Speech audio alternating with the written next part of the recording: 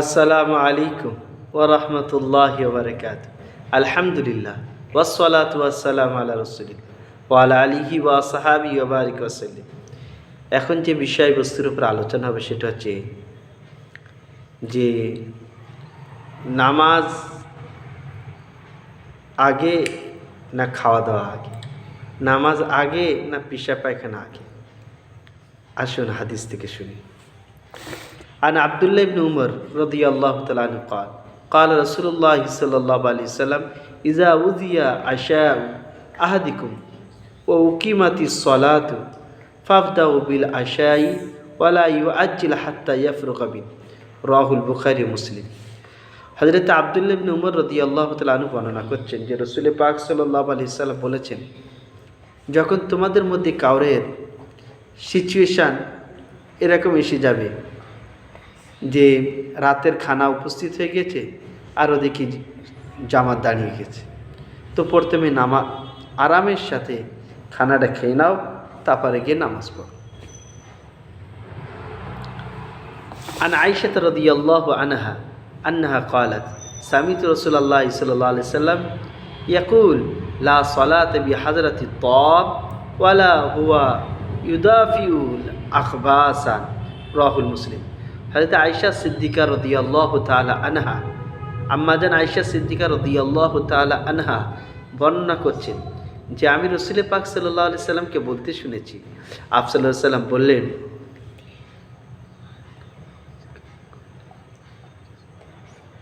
নামাজের আদেশ নেই খাওয়া উপস্থিত হওয়ার সময় আর পেশাব পায়খানার লাগার সময়।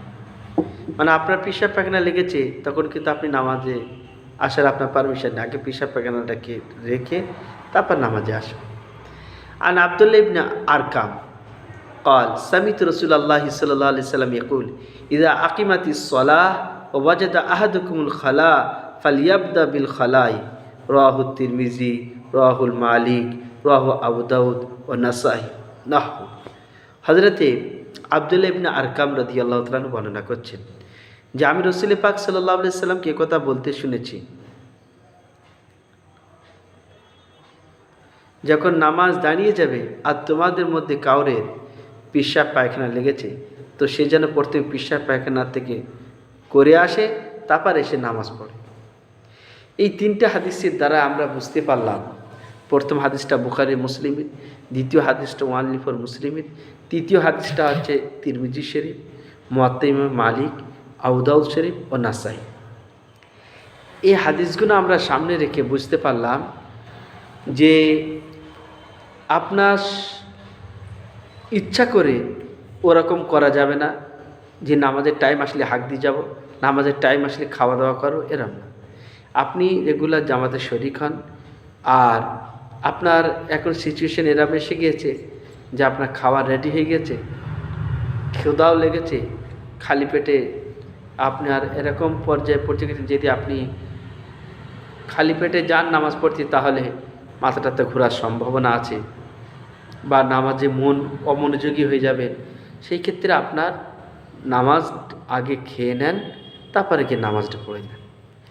পেশাব পায়খানা এতটা চাপ লেগেছে আপনি মনে করছেন যে ঠান্ডার সময় উজু করতে হবে, আগে নামাজটা পড়ে নিন। না, আপনি ওইভাবে চেপে চুপে চলে এসছেন, এবার আপনার ফট করে এমন ছিক আসলে পেশাব বার হয়ে গেল, তখন মসজিদই নাপাক হয়ে যাবে। আপনি তো নাপাক হবেন, মসজিদও নাপাক হয়ে যাবে। ওই জন্য রাসূল পাক সাল্লাল্লাহু আলাইহি সাল্লামের হিকমত দেখেন, আল্লাহ তাআলা ওনার মুখ থেকে বলিয়ে নিয়েছেন যে সিচুয়েশন এরকম আসতে পারে। আচ্ছা, আবার এখনকার জমানায় দেখেন মানুষের সুগার, খালি পেটে থাকলে মাথা চোঁচো করে, প্রেশার, হ্যাঁ, আবার দেখেন এই সুগারওয়ালারা পেশাব ধরে রাখতে পারে না। ওই জন্যই আপনার শরীরের অবস্থা বুঝে এই সমস্ত হাদিসগুলো আমাদেরকে পালন করতে হবে। আপনার যদি খাওয়া দাওয়ার দিকেই মন টানে তাহলে প্রথমে খাওয়া দাওয়া করে নেন, তারপর নামাজ পড়েন। যদি না প্রয়োজন নিয়ে আগে নামাজ পড়ে আরামের সাথে ওর দিকে খাওয়া দাওয়ার দিকে মন যাবে না, তাহলে নামাজ পড়ে নেন। পেশাব পায়খানার দিকে মন টানবে না, আগে পেশাব করে নেন, নামাজ পড়ে নেন, তারপর যাবেন পেশাব করতে। আর যদি মন একান্ত টানবে ভাব তাহলে কিন্তু আগে খাবেন, আগে পেশাব পায়খানা করবেন, তারপর নামাজ পড়বেন। এটি হচ্ছে উত্তম। আল্লাহ তাআলা আমাকে আপনাকে আমলের তৌফিক দান করুন এবং এটি নিজে শুনে অপরকে শোনানোর ব্যবস্থা করার তৌফিক দান করে বলেন আমিন।